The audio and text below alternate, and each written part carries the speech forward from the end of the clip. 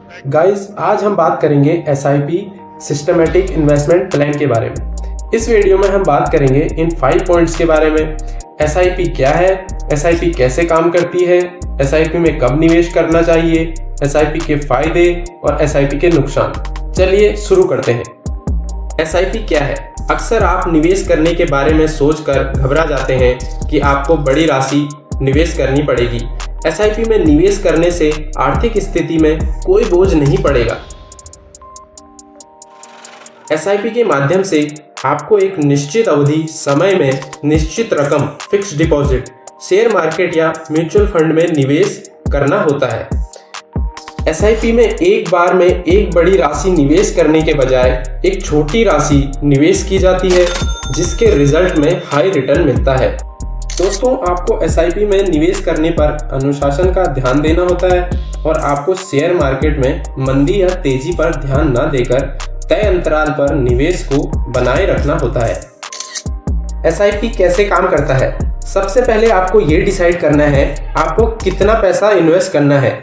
माना आपको 1000 रुपये इन्वेस्ट करने हैं, फिर आपको ये डिसाइड करना है ये 1000 आपको कब इन्वेस्ट करना है। मतलब आपको वीकली इन्वेस्ट करना है या मंथली इन्वेस्ट करना है, वो आपको डिसाइड करना है।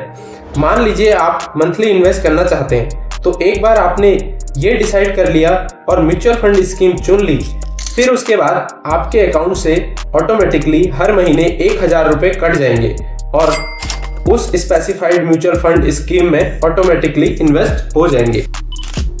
जब भी आपका पैसा उस म्यूचुअल फंड स्कीम में इन्वेस्ट होता है, तो उस पैसे से म्यूचुअल फंड खरीदारी करेगा। मार्केट में जो भी करंट प्राइस चल रहा होगा, उसके हिसाब से आपको कुछ certain number of units assign करेगा। और ये म्यूचुअल फंड यूनिट्स जो असली इन्वेस्टमेंट है, म्यूचुअल फंड मार्केट में उसको रिप्रेजेंट करता है। वीडियो में आगे मैं आपको बताऊंगा कि यूनिट्स क्या है और ये कैसे काम करता है और किस तरह मार्केट में उतार चढ़ाव से आपको फायदा हो सकता है, और पावर ऑफ कंपाउंडिंग क्या है ये भी मैं आपको आगे वीडियो में बताऊंगा। अगर आपने ये पार्ट स्किप कर दिया तो आपको वीडियो अच्छे से समझ नहीं आएगी। एसआईपी में कब निवेश करना चाहिए? एक इन्वेस्टर कभी भी मिनिमम रिस्क और अच्छे एसआईपी प्लान के साथ इन्वेस्टमेंट शुरू कर सकता है। इन्वेस्टर के लिए वह स्कीम चुनना बहुत जरूरी है जो उसके लॉन्ग टर्म गोल को अच्छी तरह सूट करता हो।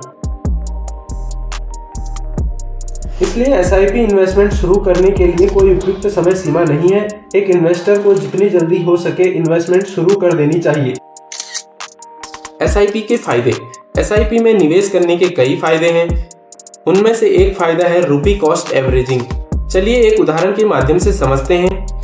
आपने म्यूचुअल फंड में 1000 रुपये इन्वेस्ट किए, उसकी एक यूनिट की नेट एसेट वैल्यू 20 रुपये है, जिसे हम एनएवी कहते हैं। माना आपको 1000 रुपये में म्यूचुअल फंड की 50 यूनिट मिलती हैं। अब जैसे जैसे इस यूनिट की एनएवी बढ़ेगी, वैसे वैसे आपका रिटर्न भी बढ़ेगा। कैसे और कितना बढ़ेगा, चलिए समझते हैं। अगर एक यूनिट की नेट एसेट वैल्यू एनएवी 30 रुपये है, तो 1000 रुपये इन्वेस्ट पे मिलेंगे 50 यूनिट। आपका रिटर्न होगा 1500 रुपये। अब जैसे जैसे मार्केट ऊपर नीचे जाएगा, एनएवी पे असर पड़ेगा। Power of compounding. आमतौर पर यह माना जाता है कि एसआईपी 12 से 15% रिटर्न देती है। ऐसे ही अगर ये हर साल बढ़ता चला जाएगा, तो उस पर रिटर्न भी बढ़ता चला जाएगा, जिसे हम पावर ऑफ कंपाउंडिंग कहते हैं। हिंदी में चक्रवृद्धि ब्याज भी कहते हैं। चलिए एक उदाहरण के माध्यम से समझते हैं। माना आपने 1000 रुपये प्रति माह निवेश किया और इस पर आपको 15% रिटर्न मिल रही है, तो आपको एक साल में इन्वेस्ट 12,000 रुपये का 15% रिटर्न मिलेगा 13,021 रुपये।